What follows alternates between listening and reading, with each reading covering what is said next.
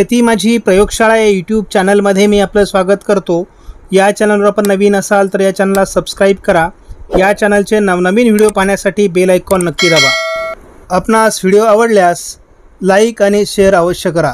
नमस्कार, मी डॉक्टर मच्छिंद्र बांगर महाराष्ट्रातील हवामान परिस्थिती संदर्भात ताजी अपडेट देणार आहे। आपण बघतो की सध्या महाराष्ट्रामध्ये पावसाळी वातावरण नाही, WD पाठी WD येत आहेत। मध्य भारतावर तयार झालेलं पावसाचं वातावरण आता पूर्वेकडे सरकलं असलं तरी त्याचंही WDत रूपांतर झालं आहे। एकूणच तर वातावरण बदलतंय, परंतु पावसास अनुकूल अशा प्रकारचं वातावरण तयार होईल का या संदर्भातील हा सविस्तर अंदाज आहे।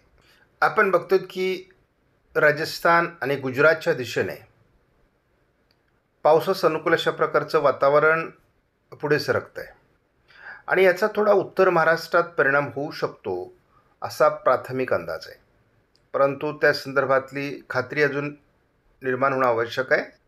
आपण सध्या बघतो की एक WD उत्तर भारतात, एक पूर्व भारतामध्ये, तर दक्षिण भारतात देखील कमी दाबामुळे पावसाळी वातावरण तयार झालं आहे। खूप दिवसांनी दक्षिण भारतात पावसाचं वातावरण तयार होतं आहे।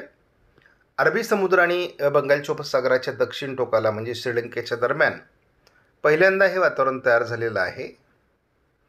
मध्य भारतावर लगेचच पावसाळी परिस्थिती निर्माण होईल असा कुठलाही अंदाज नाही। 25 तारखेपासून 27 तारखेपर्यंत तरी पावसाळी परिस्थिती नाही। नंतर उत्तर भारतात एक WD 27 तारखेला येण्याची शक्यता आहे। या मॉडेलने पहिल्यांदा 30 तारखेला मध्य भारतावर पावसाळी वातावरण दाखवलं आहे। स्कायमेट वेदरचा हवामान अंदाज बघितला तर सध्या तरी केवळ पूर्व भारतात, उत्तर भारतात पावसाळी परिस्थिती आहे। तामिळनाडूच्या दरम्यान थोडं पावसाळी वातावरण आहे। स्कायमेटने देखील 27 तारखेपर्यंत बऱ्यापैकी उघडीत भारतात दाखवलेले आहे, मात्र 27ला नवीन WDची संकेत व्यक्त केले आहेत। या WDचा प्रभाव जवळपास 31 तारखेपर्यंत राहणार आहे।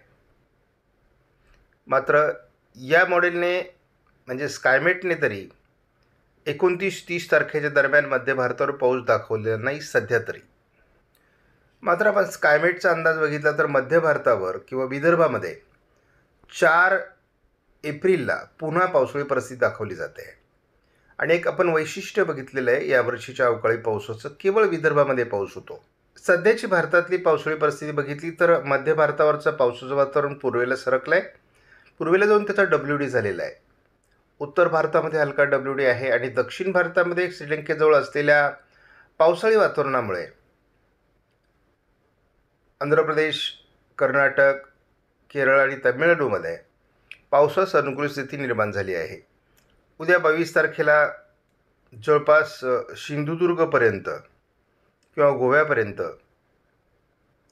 बंगालच्या उपसागराच्या किनारपट्टी भागात ढगाळ वातावरण, हलक्या पावसाची शक्यता आहे। उत्तर भारतात 27ला एक नवीन WD येण्याची शक्यता सर्व मॉडेल दाखवत आहेत, परंतु हा WD फारसा प्रभावी नसून तो अति उत्तरेला आहे।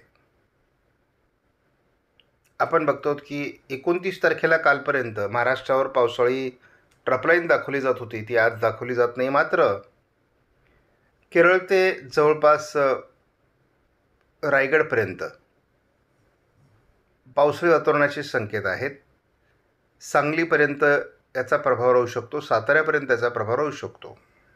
मात्र उत्तर भारतातील WDचा प्रभाव 30 तारखेला वाढण्याची शक्यता आहे आणि आज मात्र पुन्हा एकदा महाराष्ट्राच्या पुणे, सातारा आणि सांगली भागामध्ये पावसाळी वातावरणाचा अंदाज दिला आहे। या मॉडेलनुसार 31 तारखेला देखील महाराष्ट्रात पावसास अनुकूल ढग असतील। 1 तारखेला मात्र याचा प्रभाव कमी होऊ शकतो।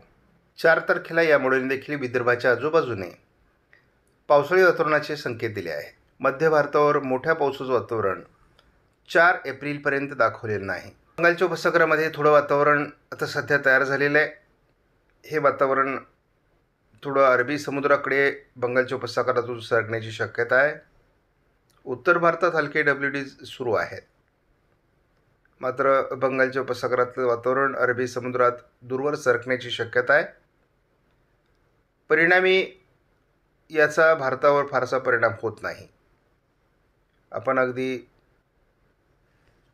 29-30 तारखेला जर बघितलं तर मात्र या वातावरणाची एक ट्रफलाईन WDC तयार होते आहे. त्यामुळे महाराष्ट्रात 30 तारखेला किंवा 31 तारखेला थोडं वातावरण राहू शकतं. नंतर हे वातावरण कमी होणार आहे. मात्र आपण एक परिणाम बघतो आहोत की अरबी समुद्र आणि बंगालच्या उपसागरात भविष्यात बाष्प किंवा कमी दाब वाढत जाणार आहे. आणि ह्या वाढत्या कमी दाबाचा प्रभाव जर टिकला तर आपल्याला पावसाची परिस्थिती निर्माण होण्यास अनुकूल स्थिती निर्माण होईल. परंतु सध्या खात्रीलायक पावसाळी वातावरण नाही. आता सध्या तरी महाराष्ट्रात लगेचच पावसाळी परिस्थिती निर्माण होईल असं काही वातावरण नाही. आपण बघतो महाराष्ट्रामध्ये अधूनमधून पावसाळी परिस्थिती निर्माण होण्यासाठी काही ढगाळ परिस्थिती स्थानिक स्वरूपात निर्माण होणार आहे. त्यामुळं काही विभागात हलका शिडकावा देखील या दरम्यान होऊ शकतो. आपण अतिशय धावत्या स्वरूपात जर हा अंदाज बघितला तर महाराष्ट्रामध्ये फारशी ढगाळ परिस्थिती वगैरे राहणार नाही. जे वातावरण आहे ते अतिशय हलक्या स्वरूपातलं आहे. 22-23ला कोकण किनारपट्टीत थोडं ढगाळ वातावरण राहण्याची शक्यता आहे. आपण थोडं विदर्भामध्ये किंवा मराठवाड्याच्या काही भागात ढगाळ वातावरण 24 तारखेला राहणार आहे आणि त्यामुळे थोडा हलका पावसाचा शिडकावा काही भागात होऊ शकतो. काही ठिकाणी हलका पाऊस होऊ शकतो. जे खास करून पश्चिम महाराष्ट्रामध्ये 28ला ढगाळ परिस्थिती वाढण्याची शक्यता आहे. 29ला मात्र आपण बघतो तर सांगली दक्षिण किंवा कोकण किनारपट्टीला अधिक ढगाळ परिस्थिती निर्माण होण्याची शक्यता आहे. काल आपण 29 तारखेला सांगलीच्या दरम्यान पावसाळी वातावरण बघितलं होतं. त्याचबरोबर आता आपण बघतो मराठवाड्यातही पावसाळी परिस्थिती निर्माण होऊ शकते असं ढगाळ वातावरण आहे. उत्तर महाराष्ट्रामध्ये 29ला पावसाची शक्यता आहे. हे वातावरण आपण जर पुढे सरकवलं तर पश्चिम महाराष्ट्र म्हणजे सांगली, सातारा, पुणे, रत्नागिरी, रायगड, सिंधुदुर्ग, त्यानंतर नाशिक आणि अगदी जळगाव, धुळे, नंदुरबारपर्यंत, नगर, बीडपर्यंत पावसास अनुकूल ढग निर्माण होऊ शकतात असा अंदाज आहे. 30 तारखेचा अंदाज अजून स्पष्ट नसला तरी अधूनमधून स्थानिक ढग निर्माण होऊन पाऊस पडण्याची शक्यता महाराष्ट्रामध्ये अतिशय तुरळक प्रमाणात आहे. आपणास व्हिडिओमधील माहिती महत्त्वपूर्ण वाटल्यास लाईक करा, शेअर करा, चॅनलला सबस्क्राईब करा. धन्यवाद. जय हिंद, जय महाराष्ट्र, जय बळीराजा.